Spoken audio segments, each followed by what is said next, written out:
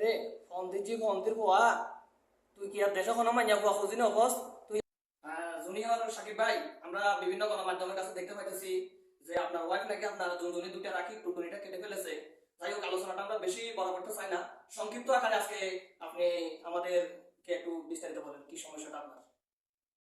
2022 সাল থেকে 24 সাল পর্যন্ত আমার উপর দিয়ে অনেক ঝড়ঝাপটা গিয়েছে এবং এখনো যাচ্ছে। কোন ধরনের ঝামেলা আপনার উপর দিয়ে যাইতেছে? আমার গোপন অঙ্গ কেটে ওর সাথে করে নিয়ে গেছে। আপনার স্বামী বলল আপনার নাকি উনার টুনটুনিটা কাটে সাথে করে নিয়ে গেছেন, সেটা একটু আমাদের মাঝে দেখান। আরে ফতিনি হচ্ছে কি রে, হচ্ছে কি? এটা তো হাসে খাই ফেলাইবো, এটা হাতের ভিতরে এমনি রেখেছ, হাসে খাই ফেলাইবো। ঠিক বলেছো। কোন কারণে আপনার হাজবেন্ডের টুনটুনিটা কেটে দিয়েছেন? আমি বলুম না, আমার শরম করে।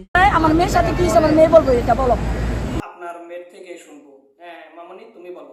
উনি আমার সাথে খারাপ কাম করছে, সাথে খারাপ কাম করছে আর বুকে হাত দিছে।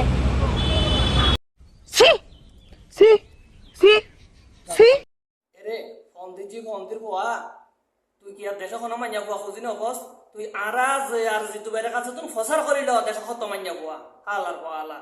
গাড়ে বেডি, বাসে বেডি, লঞ্চে বেডি, ট্রেনে বেডি, স্কুলে বেডি, ব্যাংকে বেডি, বাজার খড়ে পাওয়া যায় 49 মাইয়া পোয়া খড়ে পাওয়া যায়। তোর এই দিনের এই ঘটনার পরে তুই নিজের জুনজুনি আছে না, জুনজুনি তো নগারে হাতের মুঠে তন করে ধরি তারপরে রাচ্চা ঘুমাই। আমি বিশ্বাস করি না। দূর বাপ্পারাজ ভাই ডিস্টার্ব করিয়েন না তো, কোন দিয়ে কথার মাঝখান দিয়ে আপনার খান্দায় গেছেন। আপনি কি এখানে কোনো মর্ম বুঝবেন? আপনার জীবনটাই গেছে খাইতে খাইতে আপনি এসে কথার মাঝখান দিব আমার ডুবে দিবেন বলি। জাতের বউ আছে আপনারে কইয়েন জাতের বউ আছে হেতে কইতে পারবো যে রাত গেছ কত ডরে হেতে চাইতে আছে। নিঃসন্দেহে তুই ঠিক কথা বলেছিস। এরে হতিন তোরে এত কত সুন্দর কথা কইছিস, কিন্তু তুই যে কামান করছ, তুই এই যে আইন হাতে তুলি লই যে অপরাধটা তুই করছ। ঠিক বলেছো। প্রিয় ভাই এবং বন্ধুরা, আমার আজকের ভিডিওটি এখানে শেষ। তো যদি আমার এই ভিডিওটি আপনাদের কাছে ভালো লেগে থাকে তাহলে সবগুলো হাহা রিয়েক্ট দেখতে চাই।